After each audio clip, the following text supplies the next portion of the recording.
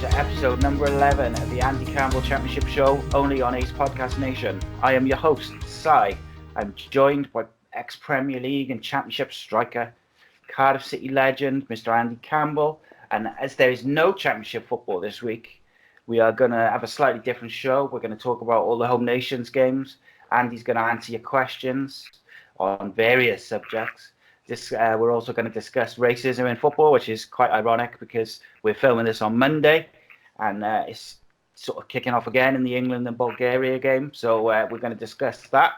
And of course, the critically acclaimed, award-winning 10-second segment that is Fake Geordie Lingo Bingo. And joining me to talk all these subjects is the fox in the box, the man, the myth, the legend, Mr. Andy Campbell. Welcome, Andy. Good evening, my mate. How are we? All right, not bad. Not bad at all. Bit boring, isn't it, without this championship lark not being on again? Can't have it. I find it hard not to swear when we got no championship football for some reason. I nearly did it straight away. I was like, it's just frustrating, mate. I can't buy into it. I'm not buying into the I don't know. Maybe it's because England have had a bit of a bad week. They're doing all right tonight, but you know what I mean? I don't know. Even before, I wasn't getting excited. I just can't get my head around it. It's weird, see, because, like, you know, I am a proud Welshman. I love watching Wales play football, but, like, I don't even go to Cardiff week in, week out like I used to, you know, years back. And, like, international break just ruins it. And I think doing the podcast as well, I think it ruins it even more. Because I look forward to like chatting to you about all the games and going through it and that, and yeah. Yeah, well, I think because we've had a good couple of weeks with loads of goals and loads of action and some really good football games and big games. You know what I mean? And then you look at the fixtures and think, oh, it's the top two playing against each other, but then you've got to wait 2 weeks for the game to get played because you just think it's going to be next week and it's not. Like if you think as well, it's like. The last international break, Swansea, Charlton, Luton, Leeds, Fulham to a lesser extent, a couple of other teams really struggled after the international break to get going. So it'll be interesting which teams are affected this time around. Which teams are affected for good and bad. Yeah, be interesting. Very interesting. Okay, so hopefully we won't have any technical difficulties. Me and Andy were just talking off air because last week, Andy did it from a different place, and we just had a few issues. And I was basically guessing the end of what Andy was saying constantly, and then when I came to edit it afterwards, I discovered that I had to sew all the words back together. And it took me 3 days to do, so it was a bit late. But so far, so good. All my fault, sir. All my fault. All my. Bloody Geordie internet. I'll take responsibility. It's what happens when you live in a different country like this. It's all backwards. We've only just got the internet. Only got Wi-Fi. I know. Only just come in. You have to come back to Wales, mate. So just before we get going, there's nothing funny about that, mate. I say as well. There's nothing funny about that. I'd run back, mate. It'd take me a while. Now. My legs would probably go about Birmingham, but I'd give it a go. Right. Let's get a couple of plugs out of the way. And the old sponsors, and then we'll get going. So, as usual, all our shows and series available video format, youtube.com/ACEpodcastNation, audio versions at all usual podcasting platforms, Apple Podcasts, Google Podcasts, Spotify, Deezer, TuneIn Radio, iHeartRadio, and more. We've recently launched a brand new MMA show, which is the Danny Batten MMA Show, where myself and Danny Batten discuss the latest UFC shows. And Andy, you're not a former Cage Warriors champion, are you? Danny is a former Cage Warriors champion and is black belt in numerous martial arts, much like Andy, I'm sure. So don't say that fact, by the way. That'll be a mismatch. So today's show is brought to you by Away Day Apparel. Away Day Apparel is a group of casually obsessed football fans looking to bring something different to the wardrobes of like-minded people. With football, music, and weekend carnage high on the agenda, they aim to bring you some exclusive products, edgy, controversial, most importantly current, from t-shirts, polos, to shorts, to hoodies, jackets and accessories. Stick with them, and they aim to bring you terrace wear that will turn heads and provide the cutting-edge look that you all crave. And as I mentioned last week, if anyone was able to hear it because the connection was so bad, I saw some of the new stuff recently, and it's smart. So, yeah, incredibly weird as usual. It's no championship games means it's all a bit strange, but it means we can do something a bit different on the show. So we'll go through the home nations results for the week. We'll discuss the England game from tonight a little bit and what's gone on, but obviously we can't discuss the game in any detail because it hasn't finished yet. So let's get into it. First up, we had Netherlands 3, Northern Ireland 1. Northern Ireland's hopes of qualification suffered a big blow, and they had done so well. Yeah, I think it couldn't have been a worse group for them. We spoke last time in the National Big Side about, anybody who gets Holland at the minute with the players who've got from Ajax last year who got moves, and Germany are always strong, and they've done really well, probably punched above the weight, but you go to the Amsterdam Arena, you keep it tight for so long, you take the lead with 15 minutes to go, you think you've got a chance to hold on, and to go away from it with a 3-1 defeat is probably heartbreaking. I know they went for it at the end and give it a right go, and they should be proud of themselves. They should be extremely proud of how they've done in the group. But you don't get anything for third place now. So with the way that the games have gone, and Germany won again last night, that it is now looking likely that they won't qualify just because of a tough result in Holland over the weekend, and it's such a shame because, like I say, that. A lot of the players are championship players or less. Some of them, and with a couple of Premier League players thrown in and squad members thrown in, even I would say. But no, it's always nice for the home nations to do well. We've always said we always like the home nations to do well. It's just it's one of those groups where if they'd probably played in the same group as England played in, or maybe Scotland have been in, they would have had a better chance to qualify. Yeah, they had when you got Germany and Holland in the same group. It's going to be tough. It's going to be tough, whoever you are. And the thing I always point to, I think I pointed to it the last time we did a show on the international break. Josh McGuinness scored again. He always seems to score for him off the bench. He was a goalkeeper for Cardiff up until I think under 18s, under 19s. So it wasn't one of them where he changed when he was a kid. He was either a professional or like a YTS, and he changed from a goalkeeper to a striker. And he's one of their first choice strikers for the international team, which speak not to discredit him. He scores regularly for them, but in terms of just the depth of players and the pool of players that they can pick from compared to other countries, big volumes, doesn't it? Yeah, but it does because it's the whole league. The pools are done on rankings, and when obviously Holland haven't done very well over the last probably 5, 6, 7 years. So now they're Ajax teams and the PSVs and the players who've gone to Juventus and gone to Barcelona, they're starting to do well now. Germany are obviously seeded first, so it's always going to be tough for them in a group like that, and it's such a shame because they go and qualify for the last major tournament, and all of a sudden they find themselves out the depth a little bit now. You know what I mean? So obviously it's going to give them a hit and probably make them not make the next.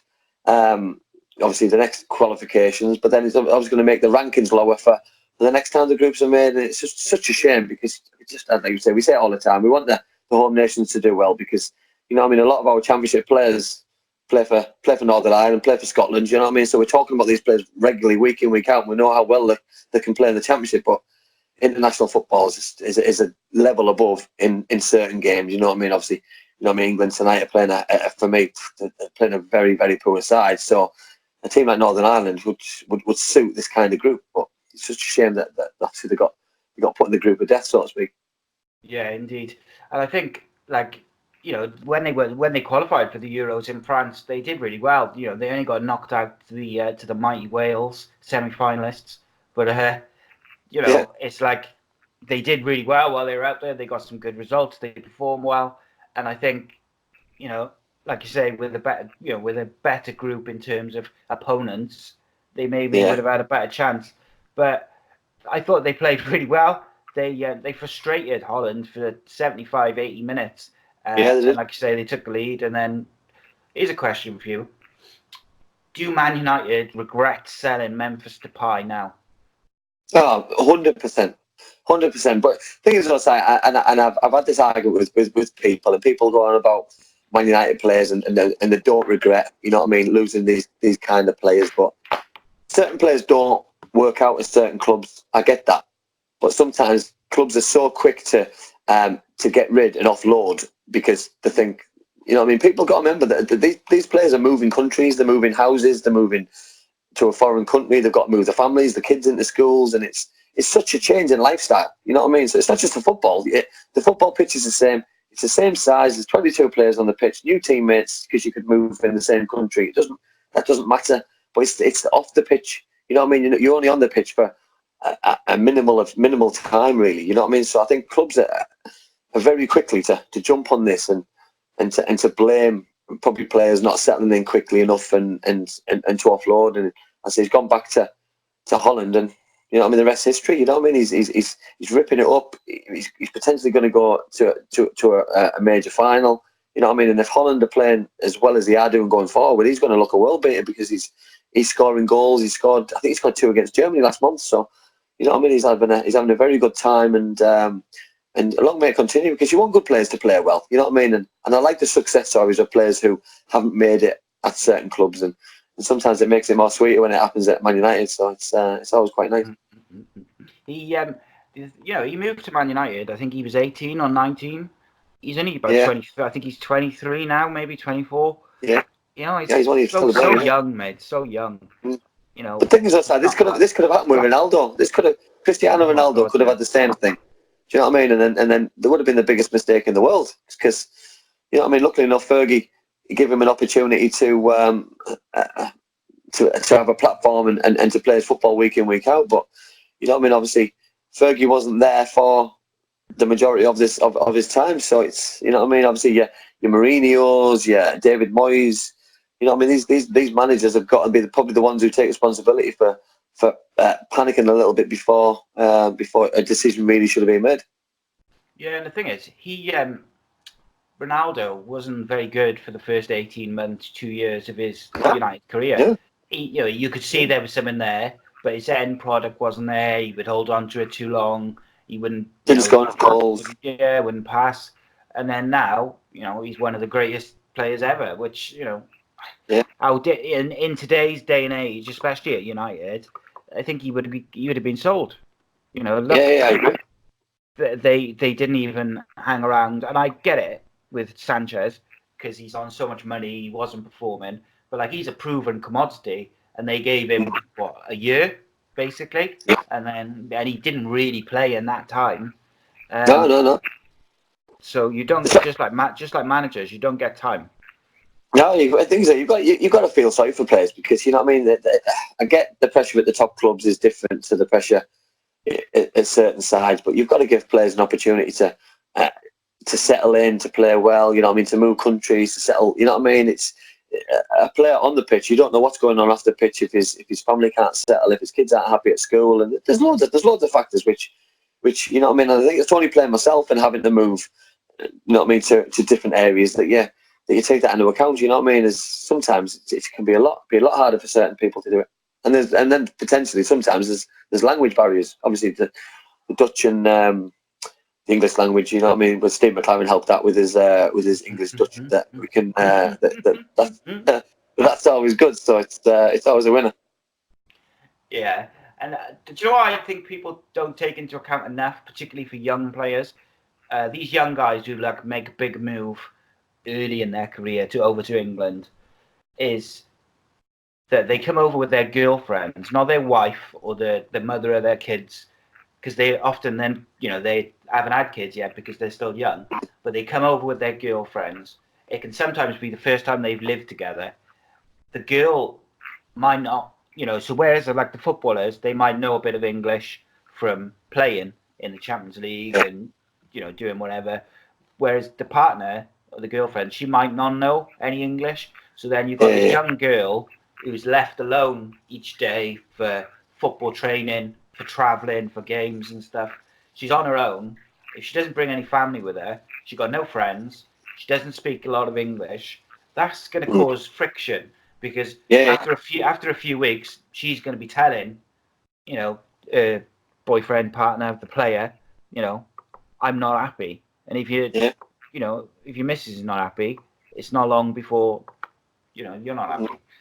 But it's also the area as well, isn't it? You know what I mean? Manchester, you know what I mean? Notoriously, the weather's not great. You know what I mean? Everyone wants to go and live in London. You know what I mean? There's better shopping, there's better lifestyle, better restaurant. You know what I mean? And thing is, though, like you just said there, wives and girlfriends can have a massive impact on where people go and play the football. And it's, you know what I mean? Sometimes it's not always the best case and the best policy. And, you know what I mean? Sometimes things don't work out for that very reason. Yeah, funny enough, we got a question about footballers' wives later. Which is interesting. But not about you personally. You'll be happy to know. But it's about. I don't want to throw my own stance on it. I'm sure you can. I'm sure you can guess the story from this week, which it'll be about. Yes, I think I can. So next up, we had Wales versus Slovakia, which was 1-1. I was disappointed with this, mate. I you know what I mean? I heard all the reports. I didn't watch the game live, but I think first half I thought they were excellent, and I seen the goal. Moore scored himself an excellent goal. I thought Daniel James and Gareth Bale were electric. I thought they were excellent. I thought they just caused, and Johnny Williams as well, just caused threat after threat after threat. You know what I mean? The ball would go long forward to Moore, and they just picked the pieces up, and they just couldn't live with the front four.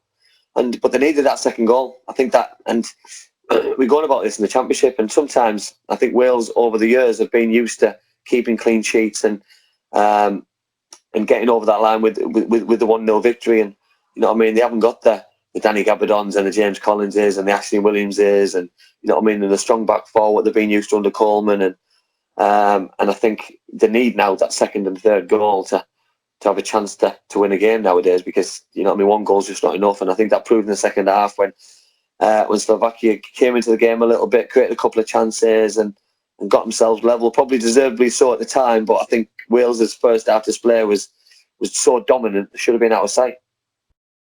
Yeah, they definitely should. And you're right about the defence. Like Ashley Williams a couple of years ago was just colossal for Wales. And like I'm not his biggest fan, but like he was so good for Wales that he grew on me because he was just so good for Wales. And obviously he's had some issues with he didn't have a club for a while, and then he's finally getting back to form, but he didn't play, or he didn't start. I think, yeah, you're right. The first 40 minutes, I thought Wales were really, really good. Second half, Slovakia were always going to, come back into it a little bit, but I thought Wales were very poor. They gave the ball away. Some horrendous tackles from Slovakia going in. To be fair, they got a red card justified as well. But things are, what I will say, Simon, I was quite impressed with Gareth Bale's tactics in the first half, because I was quite impressed with his brave call of putting Moore in the side and his team selection and the way that he set up, because he's been brought up on this intricate style of playing football and pass, and for him to go more direct and to play long balls in the box and to play long balls forward and work on scraps a little bit, you know what I mean? That shows that he's playing with the players that he's got. He's not trying to get the players to play in a certain way. He's playing to the players' strengths, and you know what I mean? Which I think is a great trait for a manager. You know what I mean? Because I just think that, you know what I mean, the future's bright for him because he's worked with Man United players. He's obviously played with some of the best players in the world. He's won everything as a player going. So now to work with some players and hopefully get them to another level and make them even better is obviously something that Ryan, I think, will be able to do. Yeah, the thing with Wales is, obviously Bale is quality. He scored so many goals for Wales and assists and stuff. But actually, especially with Daniel James now, Wales miss Aaron Ramsey more than they miss Gareth Bale. And some people won't agree with me, but when Aaron Ramsey doesn't play, they have to completely change the way they play. And by putting Moore up front, it just gave him a focal point for Bale and James to work off. And Johnny Williams had a really good game, but he's not Aaron Ramsey. He's a good player, and I feel like he's got the quality to be a decent Premier League player. But Aaron Ramsey is, in my opinion, he's one of he's in top sort of 15, 20 midfielders in Europe. He's fit and he's he's in form. He's superb, and he gets everything going for Wales going forward, and they miss him massively. But I think if you'd have had Daniel James on the left, you've got Gareth Bale on the right, you've got Ramsey in the middle. You know what I mean? It takes more players out of the game because the defenders have got to focus more on those three players. Where when you've only got the two of them, they can double up on Gareth Bale, they can double up on Daniel James a little bit, and then all of a sudden you're isolated and you're hoping for Johnny Williams to do something. Where Aaron Ramsey's going to do something, Gareth Bale can do something, even if he's got one or two men on him. But when he's got, it could be just a run what Gareth Bale makes. He can run off the ball, and then all of a sudden he's creating space for somebody else. But you also need that quality to put the ball in the net or put the ball in the box. You can't just rely on a little bit of luck and a little bit of fortune. So you know what I mean. Johnny Williams is a good player, of course he is, but like you say, he's no Aaron Ramsey, he's no Gareth Bale. Yeah. Do you think, say Wales, worst case scenario, don't qualify? Do you think they should stick with Giggs? I think he deserves another 2 years and another full qualification stage. I definitely do. You know what I mean? I think I look at the league. To be fair, Slovakia, I think probably will qualify ahead of Hungary. Obviously, Croatia look like they've more or less qualified. Obviously, with the draw the other night, I think that was enough for them. And, you know what I mean? But it's a big ask now for Wales to get to qualification. I just think he deserves a chance, mate. I just think he deserves an opportunity. Yeah, absolutely. I disagree with you about the qualification though, because if Wales win their 2 games and Croatia beats Slovakia, Wales go up. I think they finished second. So. All right, okay. And even Hungary got one more game, and Hungary play Wales last game. So So I mean, it is a big ask because we don't seem to score a lot of goals. But if they win their 2 games, they've got a very good chance of at least making the playoffs. Azerbaijan and Hungary at home. Yeah. Home games, crowd will be up for it. But with Wales, it's the same for Northern Ireland, Scotland. You've got to keep your top players fit. If Bale's out, if Ramsey's out, if Daniel James is out, it's big, huge issue because you just haven't got, Harry Wilson and Tom Lawrence. Yes, they're decent. They could be good, but they're not that level of player. Yeah. Here's the question for you then, Si. Millennium Stadium. Would you go back and play there? No. I wouldn't. Because the Cardiff City Stadium has been really good for Wales, being full and hostile and loud. The Millennium Stadium wouldn't be full, so you just got like an empty stadium. I also am not a massive fan of the Millennium Stadium for football because it doesn't hold in the noise. Okay. So I prefer it at the Cardiff City Stadium. I'm going back in there. But going back in the day when Italy played at the Millennium Stadium, and that was big 2-1 when Gabs marked Del Piero at the game, and the atmosphere that night was, I think it was a Tuesday night or a Wednesday night, and that was just that was electric. But you're not playing Wales, are you? You're not playing Italy. You're playing Hungary at home, and I mean, how are you going to get 80,000 people going to watch Hungary at home on a Monday night? I wouldn't go there. I wouldn't move there like on a permanent basis. For the something on it, like him, maybe depending on the opponents, as long as they put the roof down.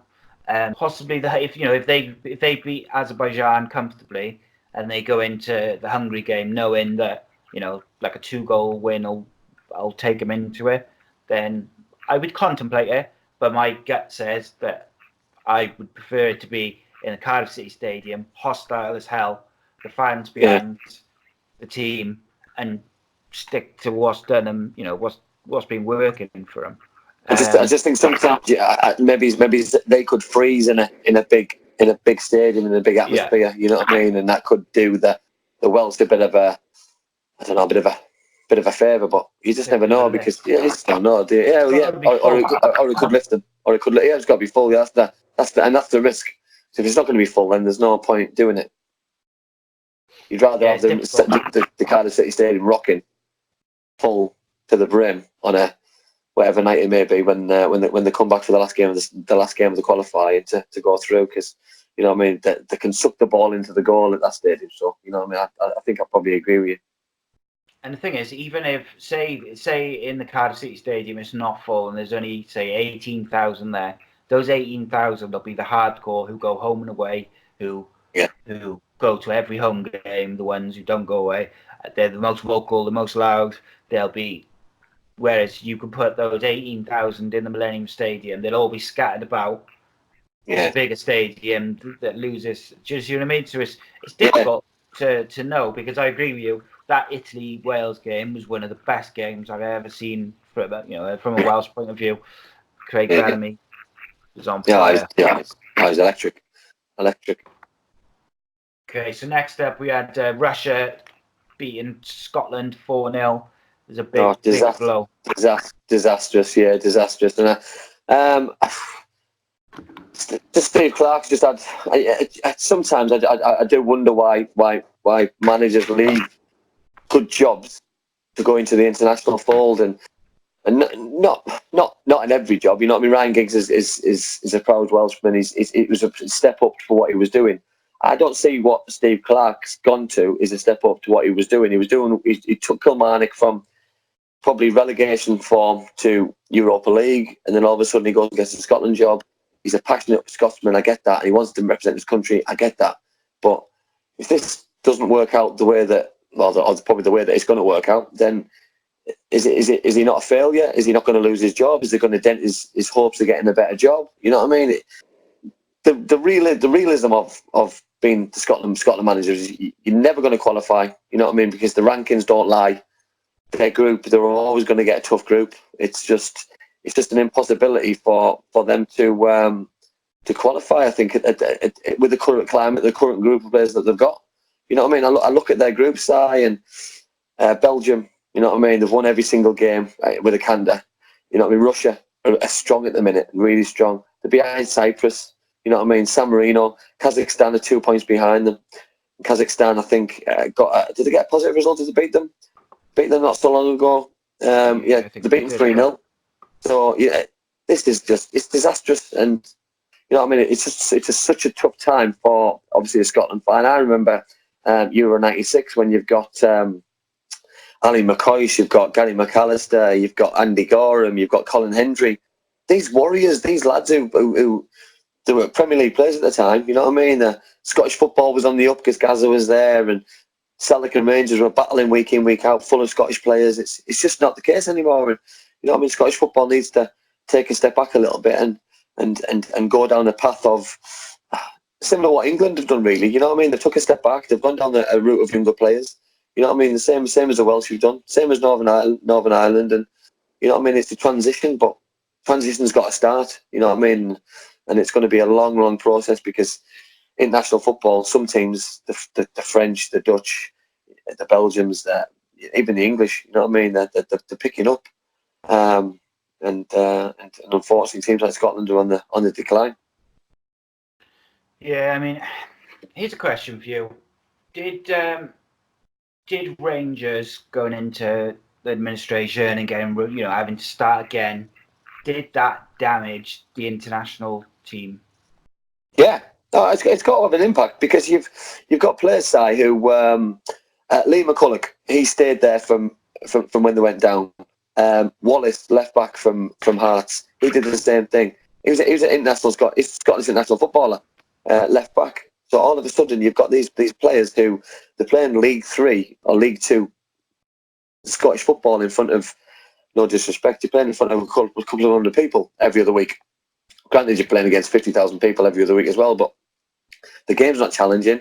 Scottish football, you're going from playing against a part-time footballer one week to playing against an international footballer the next week. This just doesn't get you ready for mentally and physically to perform at that kind of level. And you know what I mean? It's had a massive impact, I think, because the money and the players that Rangers have had to bring in, the standard of players, you know what I mean, and the players that they used to be able to attract the best Scottish players they could.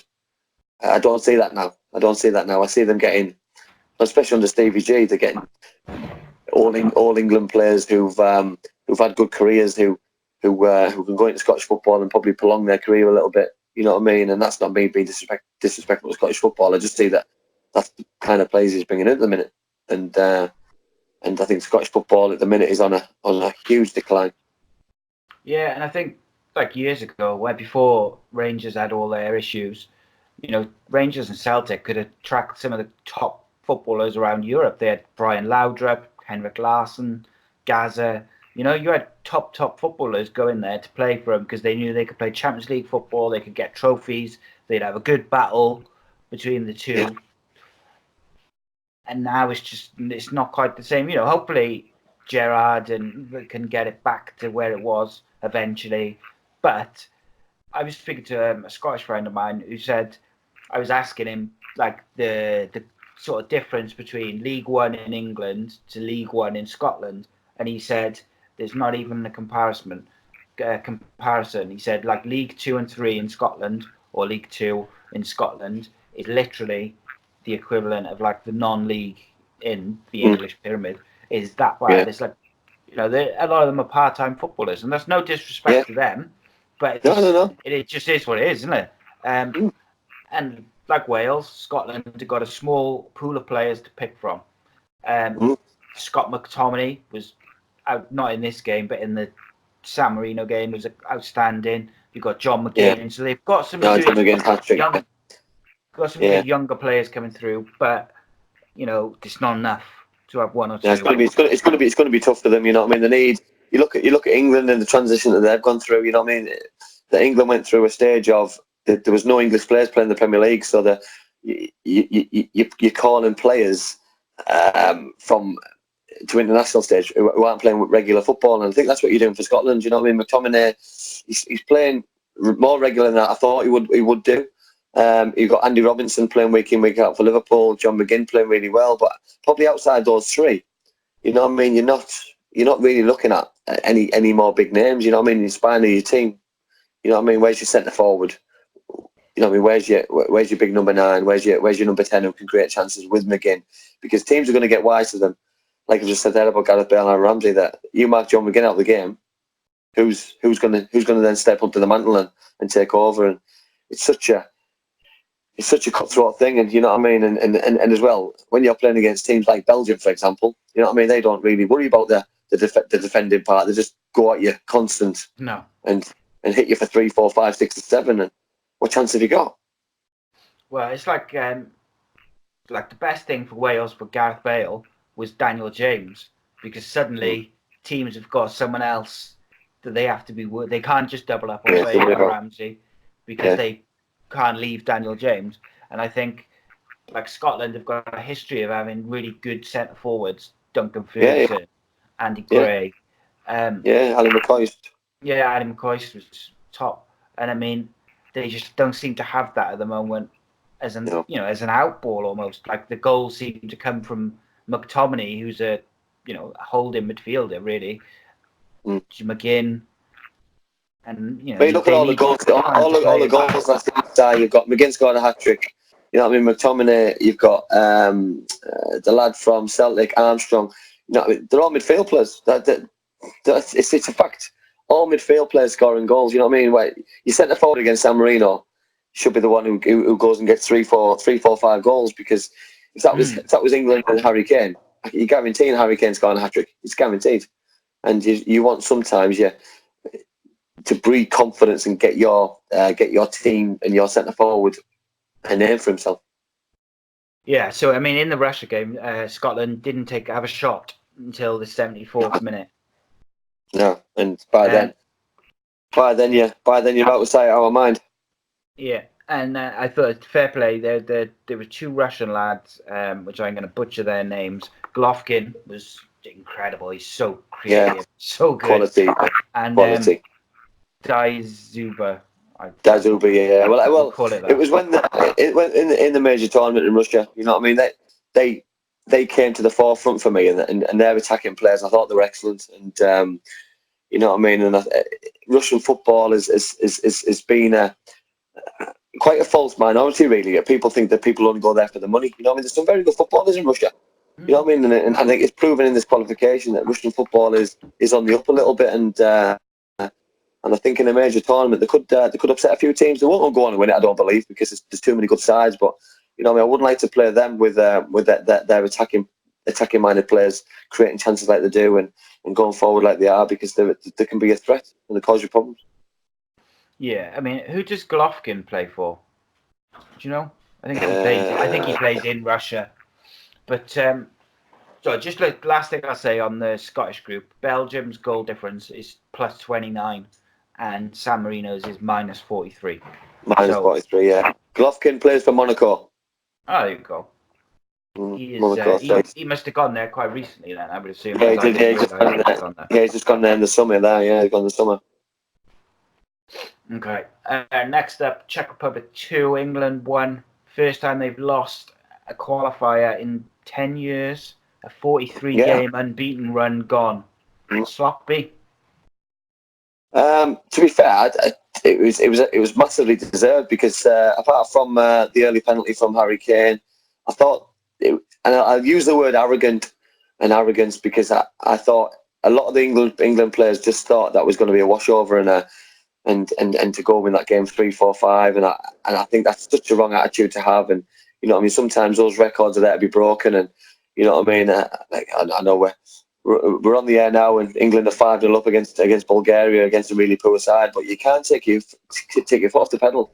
If you want to win all these games and break records, you can't take Czech Republic away from home for granted and lightly. You know what I mean? That you 1-0 up, you've got to go and get that second and third, and you let teams back in the game. You can't defend set pieces. You give the ball away too many times. All of a sudden, second half, you don't perform, and you don't want to get on the ball, and all these big name players don't perform. You know what I mean? We're not just talking about 1, 2, 3, 4 here. I'd probably say 7, 8, 9. We're at an off day, and then all of a sudden you find yourself 2-1 down, and they were in panic mode last 5-10 minutes, slamming balls in the box. You know what I mean? Like complaining to the referee, and you know that's not England. You know what I mean? England have, over the years, especially you just said there, 10 years, that to create chance after chance, goal after goal, like Belgium have done this year, but England fully deserved to lose the game, and rightly so. You know what I mean? Which makes the group a little bit more interesting. I think tonight's result gives them a little bit more breathing space from the Czech Republic, and I think the next game when they go and play Kosovo at home in November, that obviously that'll seal the qualification. Yeah, I haven't seen an England team give the ball away as much for a very long time. I thought they were real sloppy in possession, and of course I thought I don't pay as much attention to England's team selection and stuff like that as I do to Wales, but I found it interesting that you had Harry Maguire and Keane as centre backs for this big game, and both are playing in teams which aren't doing great. Keane's been struggling for form this year. He was good at the back end of last year, but this season he's been struggling. Maguire has been pretty good, but he doesn't look confident, probably because of what's going on around him at club level. And I found it interesting that he sort of went for those two for this. You know, it's a big game, a away game, which was going to be tough. Same playing Trippier over Trent Alexander-Arnold. I just felt like he maybe got the selection wrong as well. But the thing is, you just said it there. You just said it there. Jordan Pickford struggling at Everton. Michael Keane struggling. Harry Maguire struggling. Danny Rose struggling. Declan Rice struggling. Harry Kane struggling club level. There's too many players there not playing well enough in the club. Raheem Sterling doing well. Sancho doing well. Henderson doing well. Trippier probably on the fence there because he's obviously moved to a different country. But Trent Alexander-Arnold should have been playing ahead of him. He's got Tammy Abraham on the bench. He's been scoring goals. Ross Barkley playing a little bit better. Chilwell playing week in, week out. Tyrone Mings playing week in, week out for Villa. Marcus Rashford probably struggling. Tomori playing at Chelsea week in, week out. Yeah, your substitution is probably playing has got more confidence in his first 11. So like you've just said there, he picked the wrong side, and today he made all of the changes what you've just said there. He put Chilwell in for Danny Rose. He put Marcus Rashford in. He dropped Mason. He dropped Mount out. He dropped Sancho. He put Tyrone Mings in, and you see the proofs in the pudding. The winning 5-0. It's just it's such an intriguing thing being a manager and watching team selections. But sometimes managers get it right, but sometimes they also get it wrong. And I think on Friday evening, you know what I mean, for that really for me the toughest game of the weekend, he got it massively wrong. Yeah, I think there's two aspects to it, isn't there? I think similar to Giggs, he's trying to blood a lot of young players. He's trying to bring these young, talented players through because he can see the talent there. So he wants to get them playing together in the first team as soon as possible so that they can go on over the next 10 years and do something special.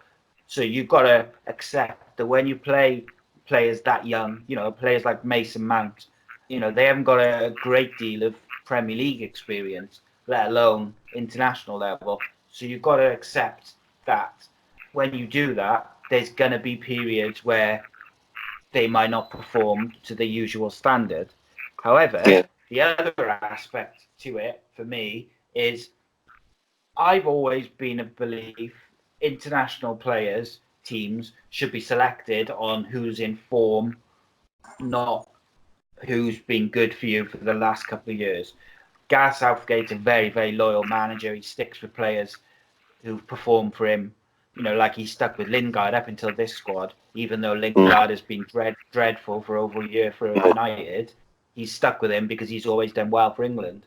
Same with Rashford to a certain extent. Kane, you know, there's a long list of players. What's your view on that? Because I've always felt like international players the team should be who's in form, not who's done well previously. I've always looked at that, especially over the years, and I think it's easier to do with centre forwards because, I'll use one player as an example. You know what I mean? When I was growing up, Steve Bull used to score goal after goal after goal, and he never got himself in the England squad because he's playing against the likes of Alan Shearer, he's playing the Teddy Sheringans of this world, and I just thought, you know what I mean, these kind of players deserve an opportunity, and you've got the same thing again now. You've got players who are in form. He's very loyal to his spine of his team. He loves his goalkeeper, Pickford. He loves Harry Kane. He loves Harry Maguire. Jordan Henderson, I think, is his backup skipper. And I think apart from that, every other single player seems to rotate quite often, and some don't even get in the squad. So he's obviously a very brave man or he's very communicative with his squad members to tell them that you're not in the squad this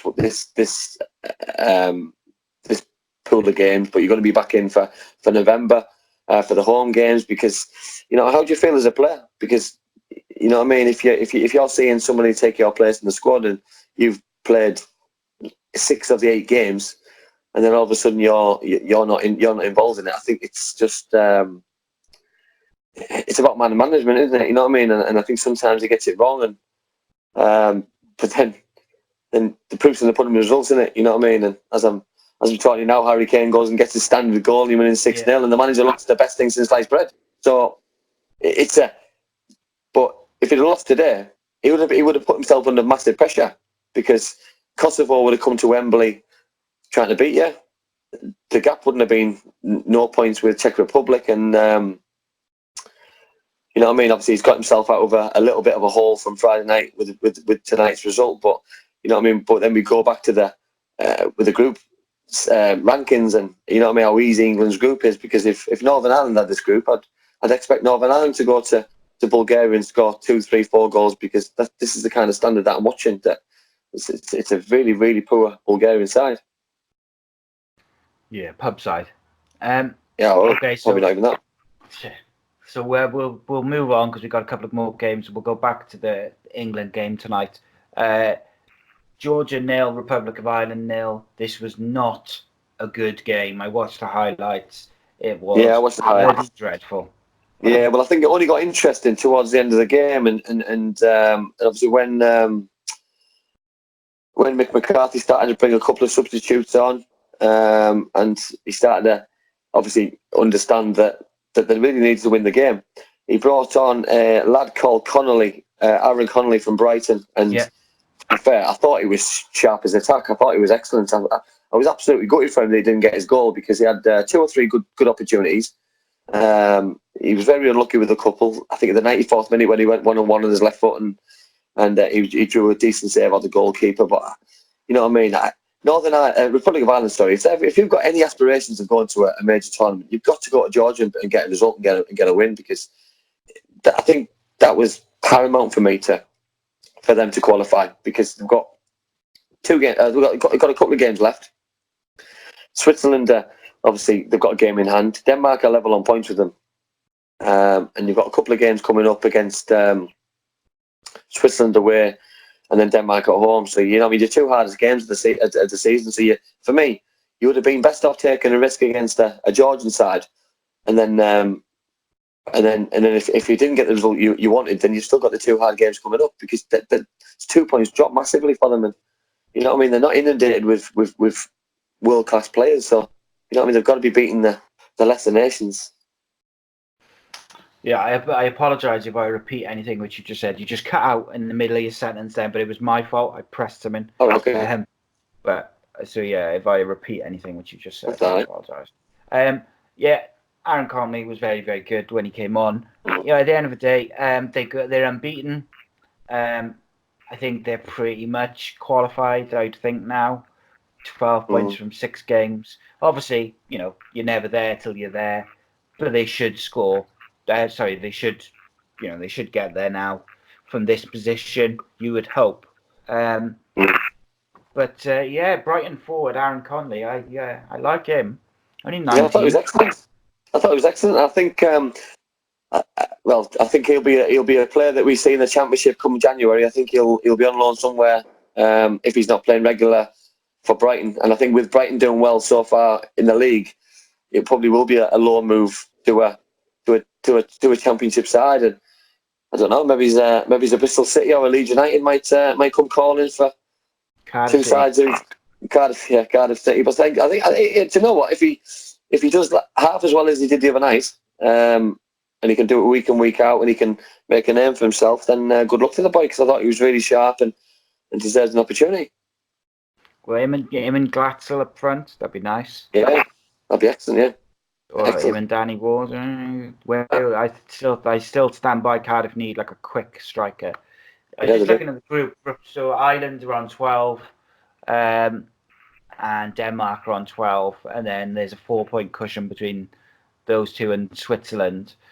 How many games are left? There's 2 games left. 2 left, and they've got to play them both. They play Switzerland and Denmark last 2 games. So they've got a tough one, but they've just got to not lose. They just can't afford to lose against Switzerland. If you don't lose against Switzerland, you're more or less there.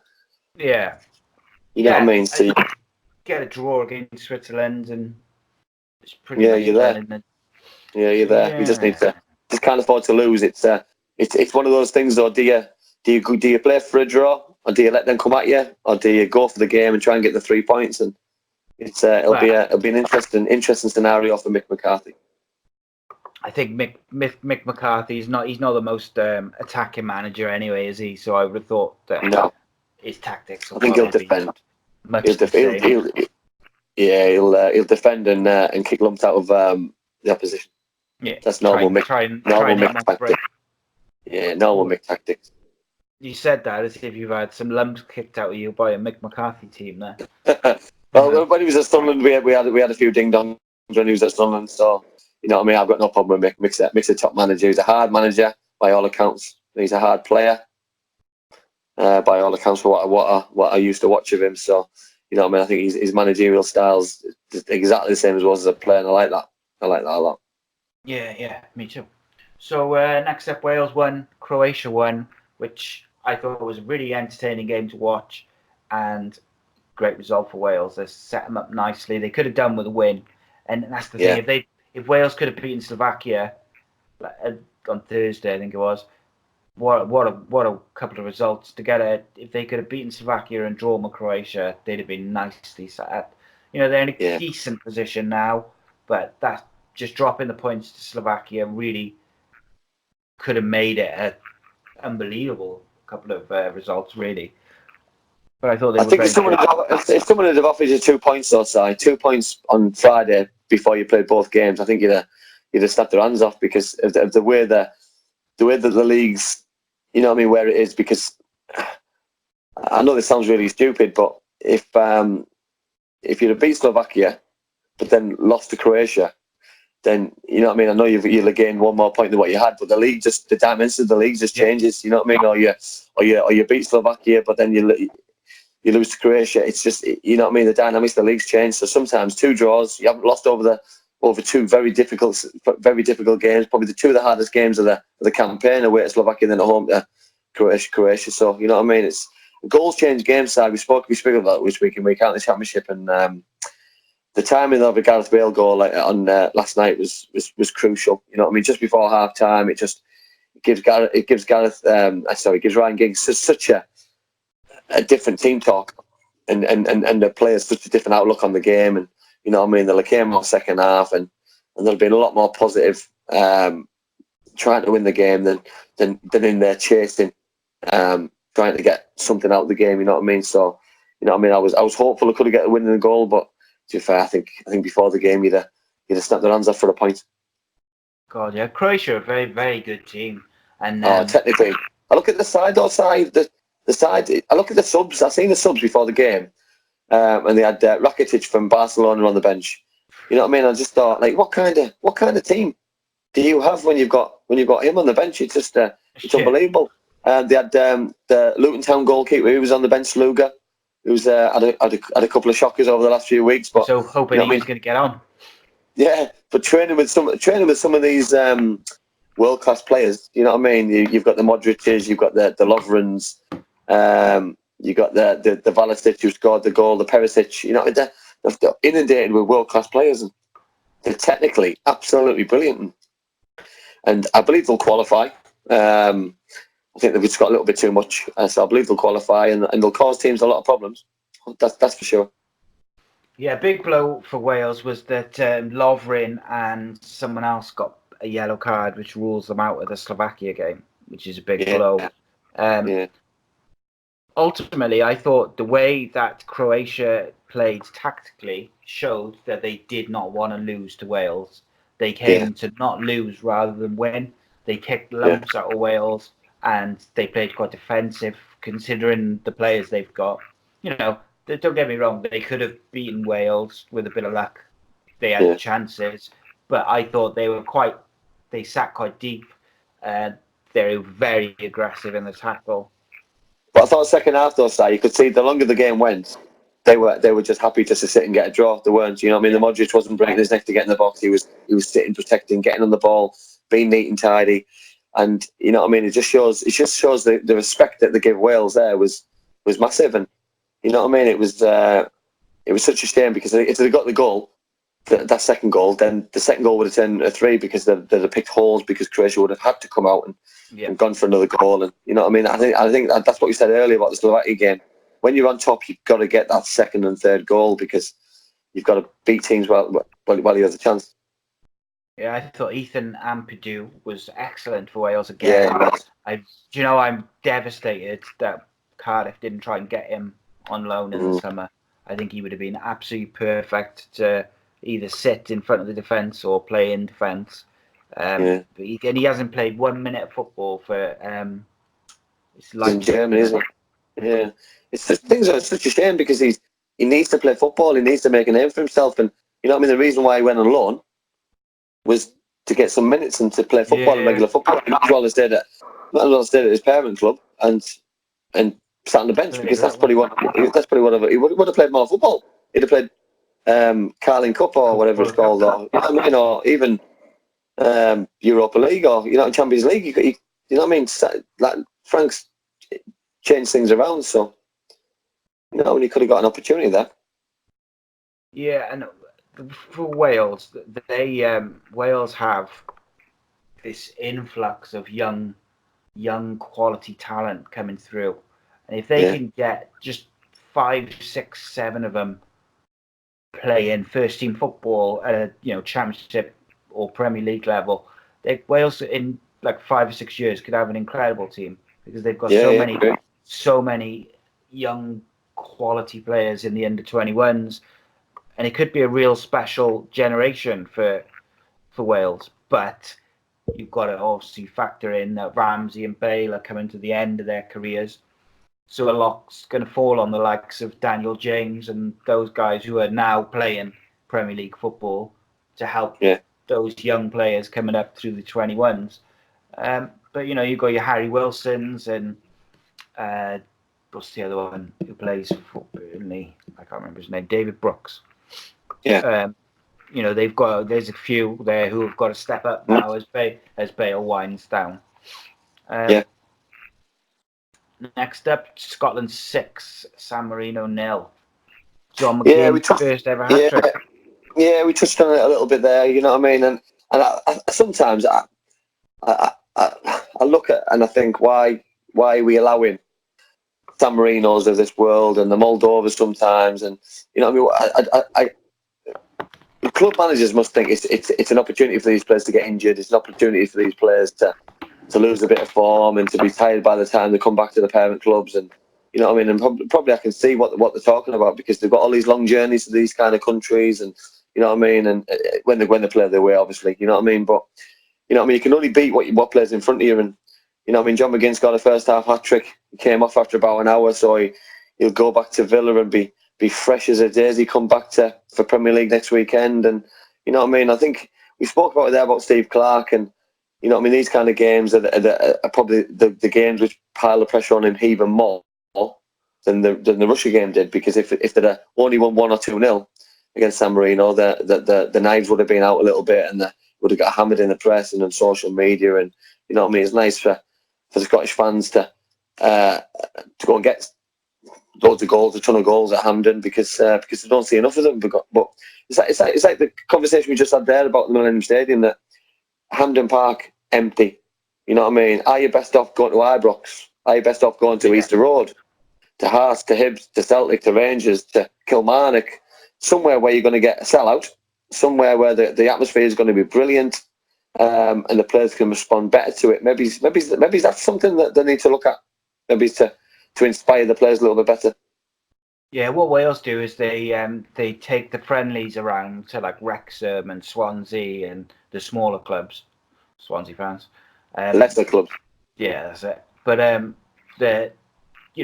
but for people from that area, it makes it a lot easier, so they get access to watching the international team, which is good. Yeah. And what you'll find is if maybe next time then some of those guys and girls from Swansea will travel to Cardiff to watch when the big games come in the qualifiers and stuff like that, whereas maybe they wouldn't have before.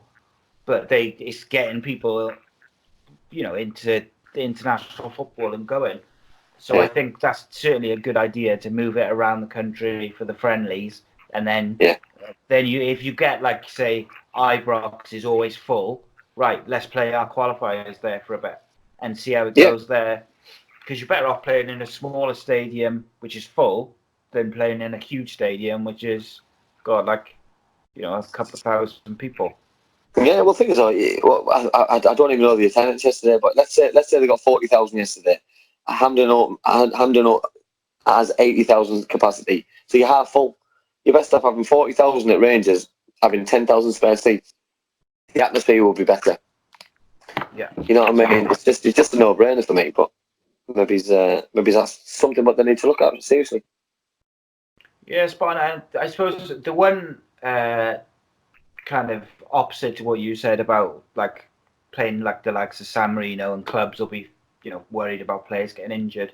The one counter to that, I guess, would be Scott McTominay and John McGinn will go back to training with their club in a couple of days.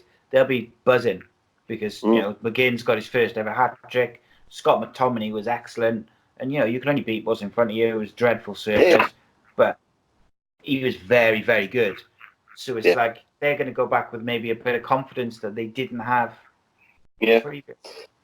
But then it's like what we say, don't we? We're on about the Championship, on about teams doing well. You know what I mean? So John McGinn, I don't know who Villa play next weekend, but the chances of John McGinn going and scoring in his next game is pretty high, because he's going full of confidence, bagged his first international hat-trick.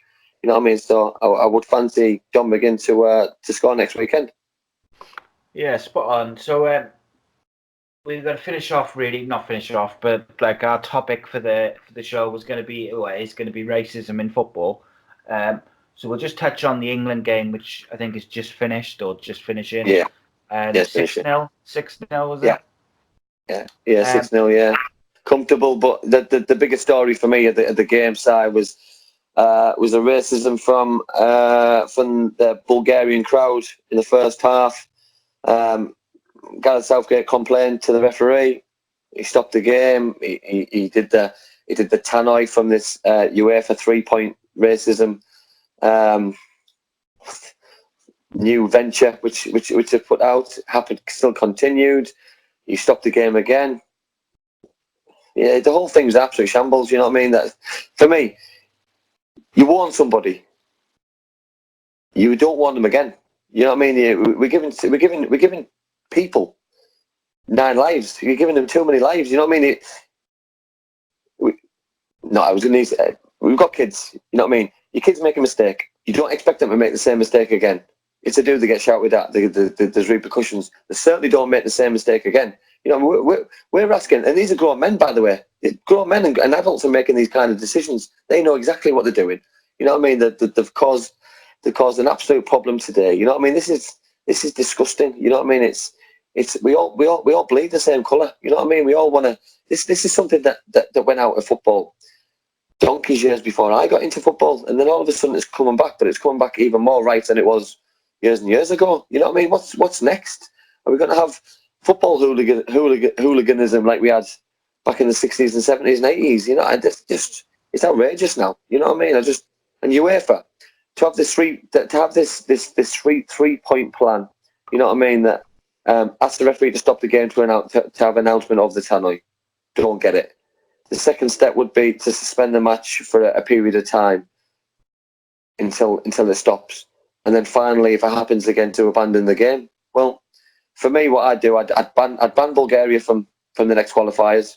I'd ban them for 2 years, for 4 years. You know, what I mean, the manager then would understand that he wouldn't work. The players wouldn't be able to represent the country. The fans wouldn't be able to go and watch the game. You know what I mean? I know I'm on one a little bit here, but I just think, You know what I mean? These players deserve to platform their football on any given pitch. You know what I mean? So, you know, because what I'm concerned of next is the players not go to Russia. Do they not go to Bulgaria? Do they not go to these countries who are getting done for racism because they're scared or intimidated? So we take a lesser team and get beat. So then we're letting these countries, these fans, win. It just doesn't add up to me. I just don't get it. And UEFA at the minute are letting these countries win. Unless they do something about it, and the sanctions that are massive. You know what I mean? Forget money, because some countries and some federations have that much money anyway. Fining teams £1 million, £2 million, £5 million doesn't mean nothing. You know what I mean? Hit them where it hurts. Stop them playing football in the country. Make Bulgaria play all their next qualifiers away from home, so England don't have to go to Bulgaria. Bulgaria got to come to Wembley twice. You know what I mean? They won't keep doing it because fans won't be able to watch it. What's the point? Pointless exercise. The thing is, mate, is whether it's national in Italy or in Russia or at club level in all these different places, is UEFA and FIFA, their sanctions and punishments are so piss poor that they're meaningless. They're like it's like a pittance amount of money, play behind closed doors. Well, they don't give 2 hoots about that. They just don't care. So it's like, well, what's the point in that? And I think it was last year, there was like someone got sent off for like a foul, but it was like, oh no, what was it? He got sent off and then he argued with the ref or something like that on his way out, and he kicked up a big fuss, and he got a bigger fine than the team the week before who'd been done for racially abusing players. And it's like, you know, what's the point in that? But so today, which is Monday, Bulgarian coach Krasimir Barakov accused England of having a bigger racism problem than his own country before the qualifier. It's been obviously the build-up. This was in response to the England players basically saying that they were going to walk off if there was any racist abuse, which they didn't, which I found interesting because they made a big thing of it in the main media. And that's what I don't get now. And I'll start with Balakov. When Balakov played, he was an excellent footballer. But with his comments today, I've lost massive respect for him because I think he's fueled what's just happened today. He's got his own country to do that. Not directly. I think indirectly, people have listened to what he's been saying, and they've done something which I think indirectly he's probably agreeing with. But then I look at the other side. The other side of the flip coin is all I've heard from England from when they played against Czech Republic is if it happens, we're going to walk off. It didn't happen once tonight. I don't think it happened twice tonight. I think it happened 3 times tonight. The players still didn't walk off.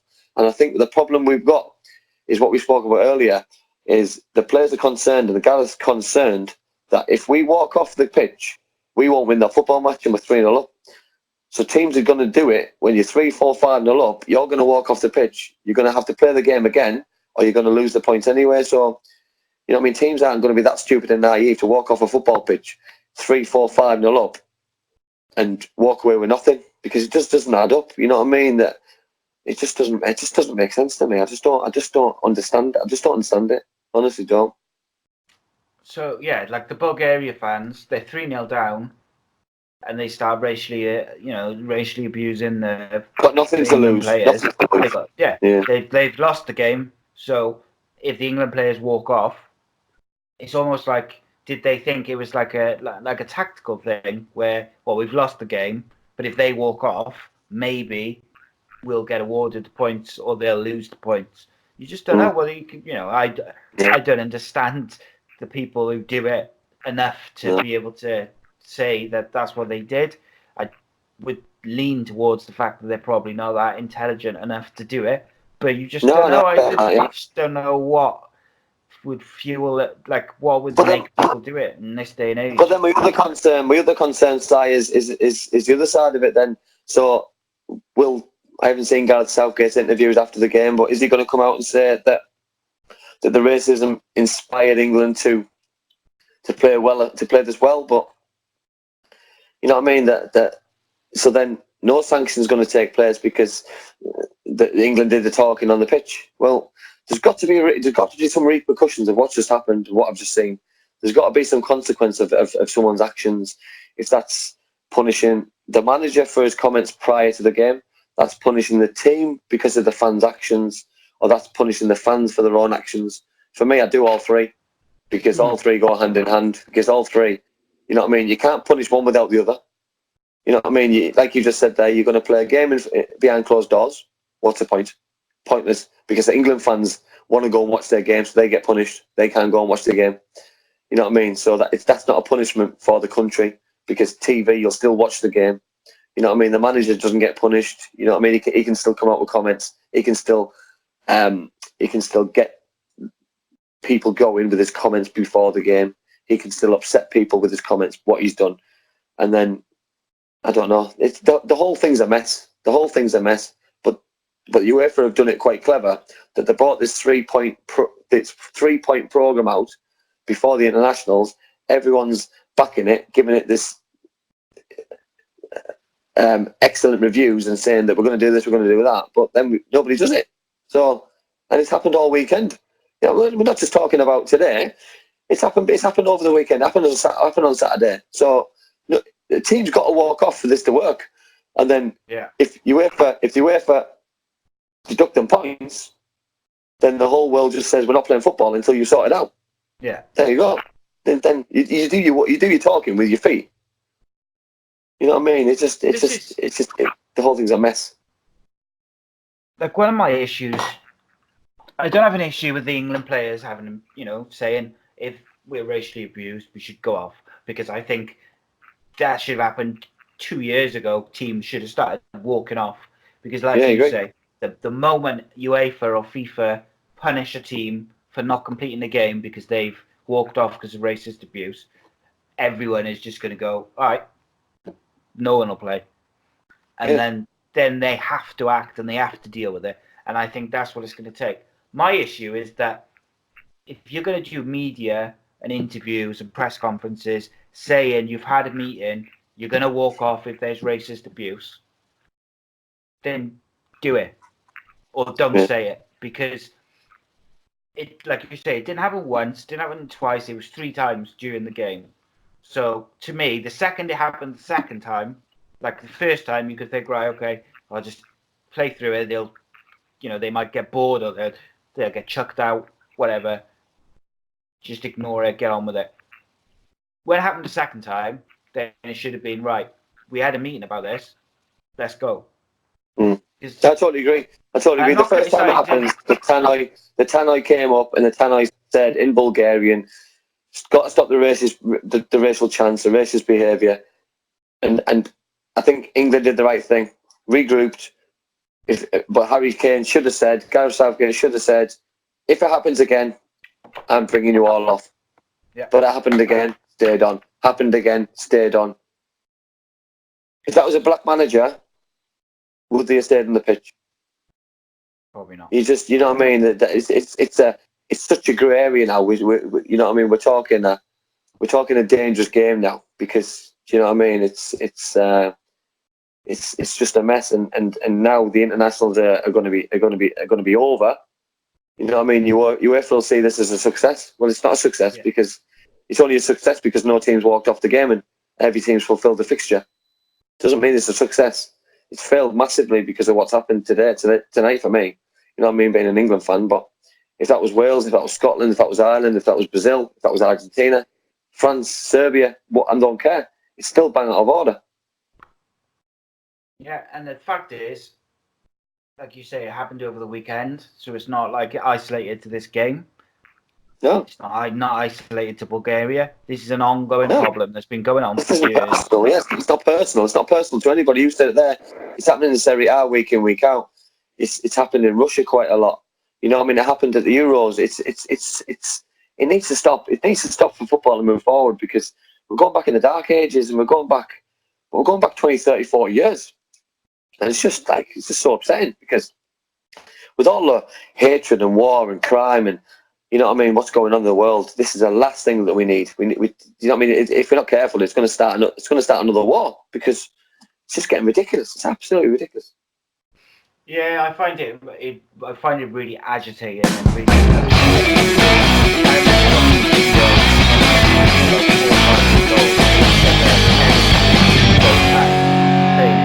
Friendly in the pre-season for Serie A, and it was like a really small crowd, and he got racially abused, and he told the referee, and the referee didn't do anything, so he just took his shirt off and walked off, and it was like a big story. But because it was like a pre-season friendly, it was kind of swept under the rug a bit. Like it wasn't as big as it would have been if it had been a league game or a Champions League game. But like for me, that's 4 or 5 years ago. That's when he walked off. Like he was the highest. I think, to my knowledge, he's the highest profile player to walk off. Yeah. And I think some of his teammates did as well. I don't recall anyone with that big a name, walking off. Yeah. When he walked off, don't get me wrong, it shouldn't take a big name or a big team to walk off for it to matter. It shouldn't take England to walk off if, like Merthyr Tydfil, for instance, or someone, like a small, like a village team or a small nation, San Marino, whoever. It should have been dealt with years ago, and they haven't dealt with it. And I think all that's going to happen now is resentment's going to build up within players. Yeah. Like you look at the access that fans get to players now compared to when you played, and I just think that's just going to get further and further away. Like this year, Paul Pogba, Marcus Rashford, Tammy Abrahams, all being really badly racially abused over social media. And I see that. You wouldn't believe, mate, how much I see. Like if you go into like a random black footballers Twitter account after a Saturday when they've lost the game, and you go and you see numerous comments of just like just racist abuse, and I just think, like, what are you doing? Like, why is no one? And you're putting your name. You're putting your name because you know what I mean. A lot of people on social media use a real name. You know what I mean? And I just think, how can you put a comment or put a picture or put an emoji of something which is racially motivated against your name? Because it's going to stick with you for life. It could stop you getting a job. It could get you locked up. It's just absolutely just criminal. Absolutely criminal. So Chelsea's first black player, Paul Canaville. I apologise if I didn't pronounce his name right. He wrote an article today, and he basically said that he believes that racism in football has increased over the last 30 years. Obviously, when he played, was at the absolute peak of fans. It was almost acceptable for the crowds to be shouting racially motivated comments and abuse. Well, I remember, Si, that I went to watch Middlesbrough against Liverpool at Ayresome Park.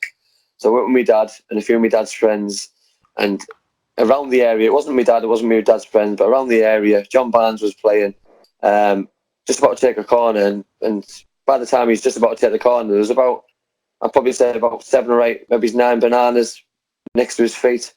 Do you know what I mean? And people just found that acceptable, found that funny. You know what I mean? He moves them away. It doesn't bother him. Takes the corner, not bothered. We play the week after. We played against Spurs. Gaza played. This time it's Mars bars, and everyone just saw it as a joke. Everyone just put the two. Thought, well, bananas last week, Mars bars this week. It wasn't racial. It was a bit of fun. It's not fun. This isn't fun. It's not fun for the people it's happening to. You know what I mean? Like you said there, social media now, the comments are personal. So it's personal towards that person. You know what I mean? That today England they probably had about 4 or 5 black players in the 11. They had about 4 or 5 more on the bench. One of the coaches was black.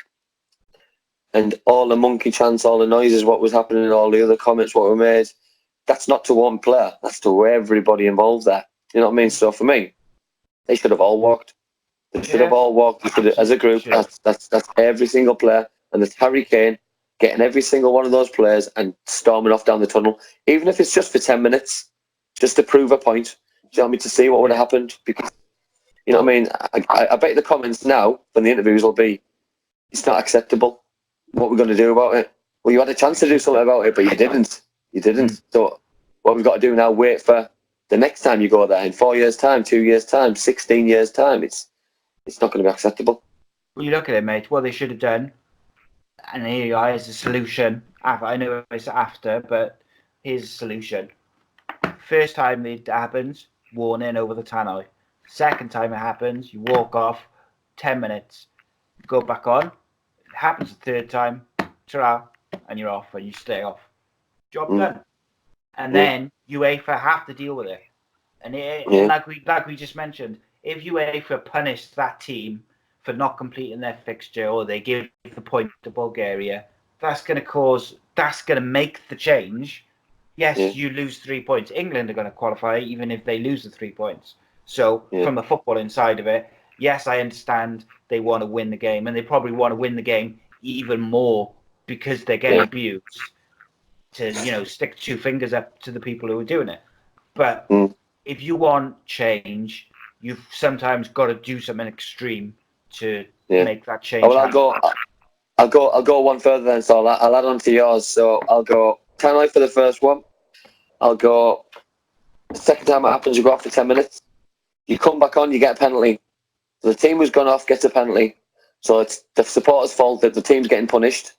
Third time, the game's called off. So the result could be 10 times worse, or if the result does stand, you've got a chance to, because the penalty could fuel it again. You see, you know what I mean? So because it's a pointless exercise.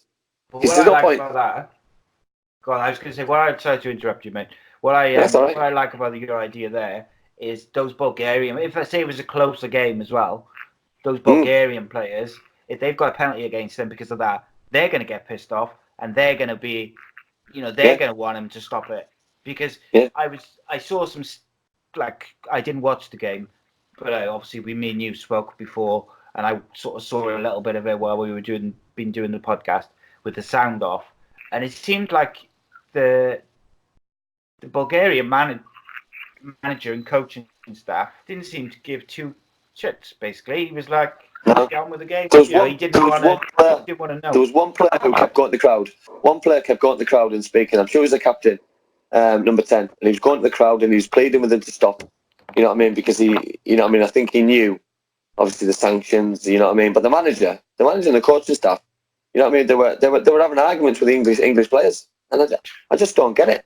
Because thing is, though, if the players have heard the comments, maybe it's the players are blaming the manager for what's happened, and you know what I mean. And this isn't personal towards Bulgarian people, the national team, the manager, to the fans. This is a football general thing. It's happening too often, and because other teams are getting away with it, other teams are doing it, and just because Bulgaria are getting beat 3-0, that's when it started. You know what I mean? So, what are England supposed to do? We'll give you a two-goal head start because we don't want to get racially abused. You know what I mean? With it, England went there to do a job. They went there and did the job, so they shouldn't get racially abused for it just because they're a far superior football side than Bulgaria are. Yeah, and you know, like you say, it's not we're not slaughtering the Bulgarians as a nation, as people. We're talking about the issue generally, but we're using the Bulgarian one as an example because it's happened. You know, as what's the most recent? It's happened tonight. Yeah, it happened as we were on air. So it's it needs sorting. It needs sorting quickly because you know what I mean. If this happened in the Premier League, I'd expect the team it happened to be deducted a massive amount of points. Forget a fine because there's too much money in the Premier League. A massive fine and 10-point deduction, and then that team potentially could get relegated because of it, or it'll cost them a Champions League place, or it'll, you know what I mean? Because it just doesn't happen. It doesn't happen in English football. But England have got a problem with it.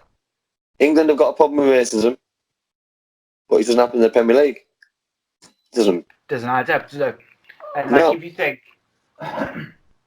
like I just said, for a change to force UEFA to make change to their sanctions, to how they view it, I think it needs to be something extreme. And I feel like unless it's a Champions League game, like a big knockout game where it happens and a team walks off, or a nation like England, or a big, you know, like what's perceived as a big country in terms of the footballing world, and they walk off like a team full of, I know it sounds horrible, but like a team full of commercial stars who are known all around the world, who do adverts for UEFA and FIFA and all their sponsors.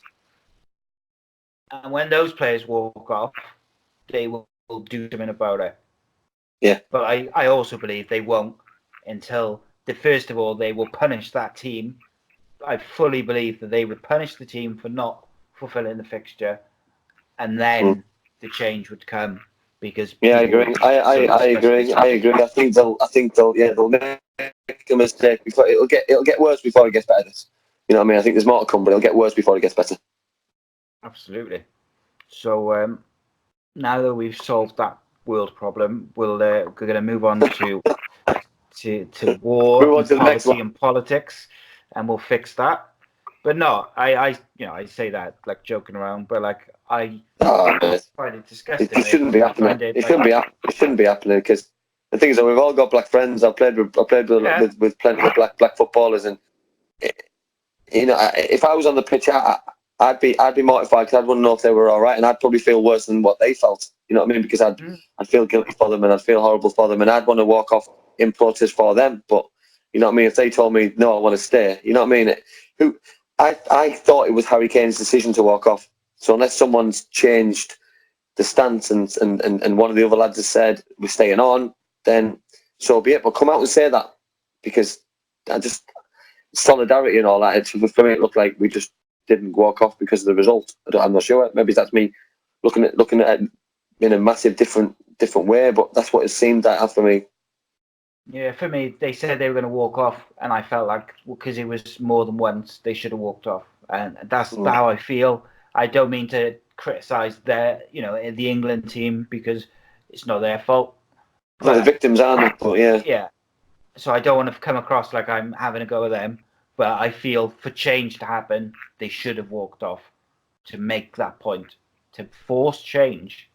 But they didn't, and we'll get the same. Unfortunately, and I'm not criticising them, but unfortunately, it's going to be the same thing of interviews and it's disgusting. When will we change? What can we do to stop it?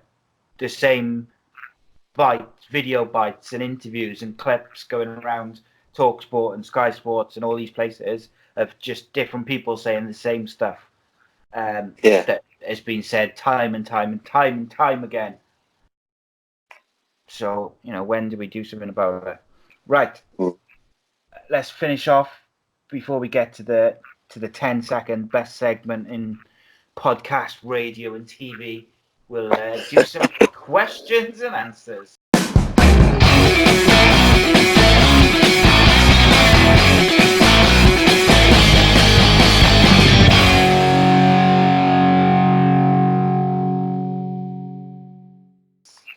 We're coming. I'm intrigued here. Intrigued. Right. So, first of all, I'd say that the 10-second fake Geordie lingo bingo is not award-winning, is not critically acclaimed, but you should tell all your politicians and TV providers that it is, because one day it'll be patented for this show only. Absolutely. And Johnny Wish gets his wish, as it were. He was tweeting Sky Sports and TalkSport the other day, saying, "Get him on." I don't think fake Geordie lingo bingo is going to get us anywhere, but you never know. People like stuff. Right, yeah. Right then, come on then. Right, where shall I start? Okay. What's your most treasured memory in football? You better say it. Oh no, that's a no-brainer. To be fair, there's two. You know what I mean? There's two. Obviously, my debut for Middlesbrough will obviously have a massive thing. You know what I mean? I love scoring goals. It was great. You know what I mean? My goals for Middlesbrough have been fantastic. But my debut for when I was 16 years old against Sheffield Wednesday at the Riverside, being a Middlesbrough boy, Middlesbrough fan, but goals always happen and goals come and go. But the goal against QPR for the Millennium Stadium in the playoff final was something that nobody can ever take away from me. So when you look back at your career and you look back at history, so to speak, you know what I mean? Because people said to me when I left that people never forget. You know what I mean? And I thought, they're only saying that because I'm leaving. But we're 17 years down the line now, and people never forget. I'd probably say people remember more now than they did in 2005, 2006, 2007. You know what I mean? Where it was probably still a bit rife, still a bit. You know what I mean? Because Cardiff were on the crest of a wave then. You know what I mean? Now they've stabilised, and now they understand where that year and where that football club got from, not just that goal, from the Robert Earnshaws, the James Collins, the Danny Gabardons, the Peter Thorns, the Graham Kavanaghs, the Willie Bolans, you know what I mean? The Neil Alexander, Spencer Pryors, you know what I mean? Reece Westons. That we had a cracking squad of players who had to get us over the line that year, or that team would have disbanded and gone here, there, and everywhere. And you know what I mean? So luckily enough for me, that team helped me get the proudest moment of my football career. Yeah, and it was a special squad, but it was a special time for Cardiff as well. Just with Sam Aman and everything which went on, it was the start of some very special things. Obviously, Cardiff went on to get to the FA Cup final, the Carling Cup final, not long after. What's your coolest memento or piece of memorabilia? I've got to be fair, I've kept everything. I've kept my England caps from my 21s. I've kept bottles of champagne from when I got man of the match. But I was given a lovely memento from Sam Aman from the playoff final. That Sam took my boots off me straight after the game and got them gold plated, which I've kept. And which, you know what I mean, I've never worn the boots either since, so the boots have still got a little bit of mud and a little bit of grass on them for Millennium Stadium. I've never worn them since. But what Sam did for me after that game with that memento was great, and he came to the house and give me it as well. So it just meant so much, and it was just a lovely thing to do because he didn't have to do it. It was just a genuine nice guy, and you know what I mean. And obviously played a big part of me signing for City, and I'll never forget what he did for me personally, and what he did for our group of players as well. Yeah, if you send me a picture of that, I'll use it in the thumbnail. Yeah, I'll use it. That's really, really cool, that, isn't it? Yeah. Okay, here we go. So, obviously, this week there's been a lot of stories about Colleen Rooney accusing Rebecca Vardy of leaking any stories. So the question is, have you ever leaked a story about anyone? No. Categorically no. 100% no. Do you think Colleen Rooney was right to call out Rebecca Vardy in public? Oh, I think calling somebody out in public is so different now than it would have been 10, 15 years ago, because obviously social media and the amount of followers people have is just outrageous. And you know what I mean, obviously Colleen's a brand, you know what I mean, and I do really hope she has the evidence provided so that this doesn't backfire a little bit, you know what I mean, because you know what I mean, obviously people can go to court and get done for slander and get done for, you know what I mean, misinterpretation, and you know what I mean. And I just hope that, that obviously there is some substance behind it all, because she came out with some quite interesting comments, and but if it is true, it's also out of order as well, because you know what I mean. There's a line, and Rebecca Vardy has crossed it if she's done that, because it's massively out of order. And you know what I mean. If she has done it, then I think it's fully deserved that she gets called out, basically, because if she has done something that bad towards a so-called friend, because they spent a lot of time together, I just think it's really bang out of order, because she's done it for, it'll have to be financial gain, because I don't see what else she'll have done it for, because you know what I mean, you wouldn't do it for reputation, because you know what I mean, there's got to be a financial element to it. And you know what I mean, Jamie Vardy's on, I'd like to think, about 100 plus £1,000 a week. So does she need the money? No. So if she's done that for financial gain, she needs a head looking at. Yeah, it's a weird one. So are you Team Rooney or Team Vardy? To be fair, I'm not a big fan of Colleen. Anyway, I'm not a big fan of the WAG hysteria and the WAG family, and I just think, you know what I mean, who would Colleen be anywhere without Wayne Rooney? No. You know what I mean? She might be a little bit of a brand. She's no Victoria Beckham, who's the Spice Girl. You know what I mean? Yeah. Rebecca Vardy is Jamie Vardy's wife. You know what I mean? Regardless what she's been on TV or whatever she does on social media, you know what I mean? She's Jamie Vardy's wife, and I think people sometimes need to remember that social media is not real. You know what I mean? And people like Rebecca and Colleen are just, you know what I mean, the people who've married or met famous people, and you know what I mean, it should just be left at that, and they should just get on with their lives quietly and let the husbands or boyfriends or crack on and do what they're good at, because this could have an effect on Jamie Vardy. Will he get back in the England squad? You know what I mean? You know what I mean? It's unnecessary. It's just something that doesn't need to happen. So I personally couldn't give the less of a shit, but Rooney and so here's a question for you then: what if Wayne Rooney comes into the coaching setup of England after he sucks out, he enjoys Derby and he's doing well with the coaching, so Southgate brings him in to be the striker coach? That could cause huge issues for Jamie Vardy. For his career. Yeah, massive. But what happens if he does well at Derby and Brendan Rodgers gets him at Leicester City? You know what I mean? Has huge implications on his football career, and you know what I mean, makes everything so awkward, because you've got Colleen, you've got Rebecca Vardy sitting in the same box. You've got it's just unnecessary, and sometimes you just want to do your job, and your social life and your love life and your family life is just a separate issue. You don't get people involved, because what's next? Next is bringing kids into it and bringing parents into it. It's just ridiculous. It's ridiculous. Yeah, I'm not a big fan of like the WAG culture as a whole. It just feels like some of them, I'm not saying anyone in particular, just want to, they almost want to be the ones who are famous rather than their, that's all fake. That's fake. Yeah. Fake is Christmas.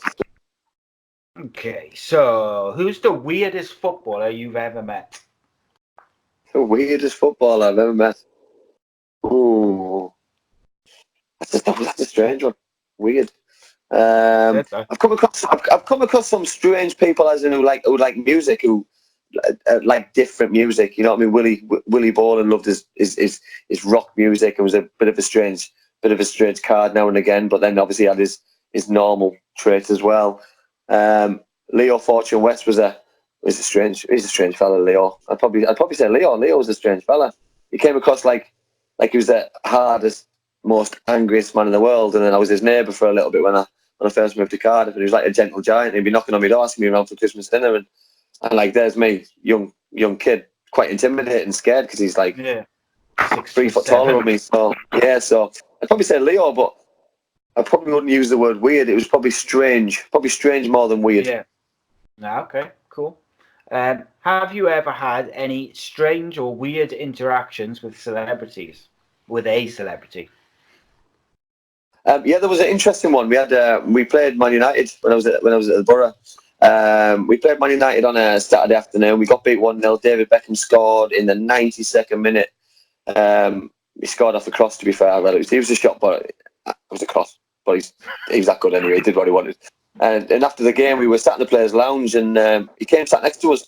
I played left midfield that day. He played on the right, and he came over. He was dead complimentary about how I played. I didn't think I was great, but I did a job to try and stop him doing what he was doing, which worked, but didn't really get to play my game, what I wanted to do. But he came over quite complimentary, saying you did really well, worked hard, and but he didn't come on his own.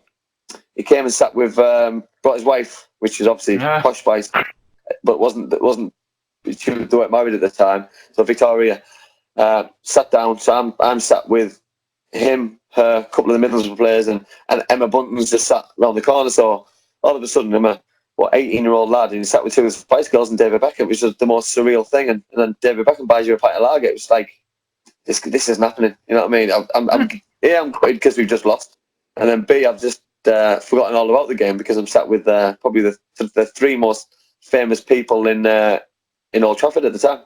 Yeah. And you were just thinking, can you introduce me to Baby Spice? Yeah, that's what I was. Yeah. Yeah. Okay. Last two questions then. Who is the most famous person in your phone? Apart from myself. Yeah. Apart from you. The most famous person. Define fame. You know what I mean? Famous to me. So the most famous person in my phone, I'll go Brian Robson. So, you know what I mean? Obviously, Robbo was my gaffer at Middlesbrough, and for me, Captain Marvel. And for me, they don't get any more bigger from my era for me than the gaffer. So I'd go Robbo, yeah. Yeah, that's a good one. What about any non-football famous person? Non-football people. Just people who. Jason Mohammed, I've got his number on, so obviously, but I bet him through Cardiff, so you know what I mean. But he's probably the most, but he's on the TV now, so it's Phone book full of stars. So, last question of the show before we get on to the greatest 10-second segment in all of podcasting radio. Who is the greatest player of all time from each home nation side?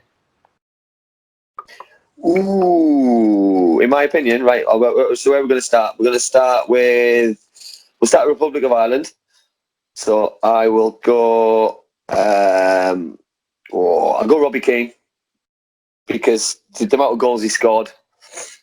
I think it's a no-brainer, really. I think you know what I mean. He's got to be up there. You know what I mean. Record goal scorer. You know what I mean. I love Cascarino. I love Kevin Sheedy. and the legs. But I think it's got to be him. You know what I mean? Roy Keane probably ran him a little bit close, but yeah, it's got to be him. Northern Ireland. Robbie, I'd go Liam Brady for Republic of Oh, Ireland. Liam Brady. Oh yeah. Oh, for Northern Ireland, he's Republic only. What about Northern Ireland? Then I'll let you go first for Northern. Oh, it's easy, isn't it? Georgie Best. Well, Georgie Best for that, but then also I've got David Healy as well, because the amount of goals David scored, you know what I mean? Because at the time as well, they were poor. Big goal. And I remember when they beat England, they beat Spain, and he just used to score all of the time. It was just no, yes, I'd go. But I can't go past George Best though, because you would, you know what I mean? You can't. It's impossible. Scotland. Do that next. Scotland, right? I'll go against the grain then, because I won't go centre forward because I've just picked two. Well, I'm going to go for one because I'm going to go for the goal he scored in. I think it was the '78 World Cup. So I'm going to go Archie Gemmill just for the goal he scored against Holland, because you know what I mean. I individual goal at his best. You know what I mean? Because Holland were the side to beat as well at the time. So you know, I mean, they were up there with the Brazilians and the football they scored. So Archie's goal was just was absolutely unreal. So he'd be my vote. I was leaning towards him. I did. Ali McCoist was obviously. Yeah, I was thinking Ali. I think Ali's right up there as well. Archie Gemmill, Alan Hansen for Alan Hansen, yeah. Kind of sleeper. I was thinking Andy Goran, but I scored a hat trick against Andy, so I couldn't really pick him because it make a mockery out of about my hat trick. Okay, so what we got next then? Go Wales. We'll go Wales. Let's go Wales. Yeah, go on this style. Kenny Dalglish. Kenny Dalglish. No, Scotland. Yeah, Kenny Dalglish. That's right. I'll still go on Archie Gemmill. Though. That's just for that goal. All right. Wales side. I'll leave you. I'll leave you first. Gareth Bale, mate. Gareth Bale. Gareth Bale. Yeah. No doubt. Yeah. No doubt. Yeah, I'll mix it up then. I'll mix it up. I'll go Giggs. Ryan Giggs is my hero. He's just, do you know what I mean? But you got an eras, aren't you? You know what I mean? Like, it's just imagine those two on the same side. You got one on one wing, one on the other, or one feeding the other. It's just ridiculous. With Craig Bellamy in the middle.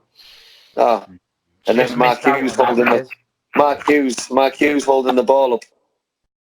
Oh yeah, Ian Rush, Dean Saunders. Rush, Mark Bowen, who's just got a job, by the way. He got the Reading job, didn't he?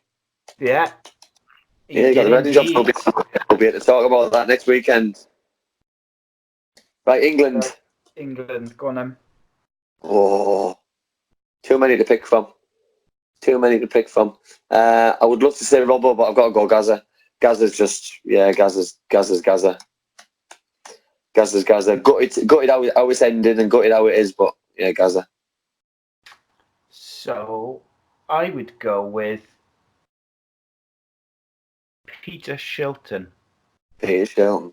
I think he was one of the best goalkeepers to ever grace the game. Just the amount of caps as well. What was he, 101 or 121 or something? It's just ridiculous amount of caps. It is obscene amount, isn't it? Ridiculous. So let's finish off then with the fake Geordie bingo lingo. Right, I'm going to mix it up a bit. So I'm going food. So this is a delicacy of Middlesbrough. So when you come down side, so we'll see what the script is when Cardiff and City come down to Middlesbrough. See if we can get you to come down. But it's called a parmo, and a parmo is a chicken, a scallop chicken. It's a parmo. It's the most fattening, but most delicious thing you've ever tasted. It's a breaded chicken scallop with bechamel sauce, cheese, and then more cheese on top of it, and it's to die for. You don't think you can get it past Leeds now. I think they've probably gone Leeds and bought a proper one. I'll send you a picture when I get one of the weekend, and it's just super. That's right. So you can come round mine for a parmo. That's what it is. There's your Borough lingo. Yeah, there we go. That's right up my alley as well. That is chicken, cheese. Nice. There you go. There's the winner. Right. It's good fun.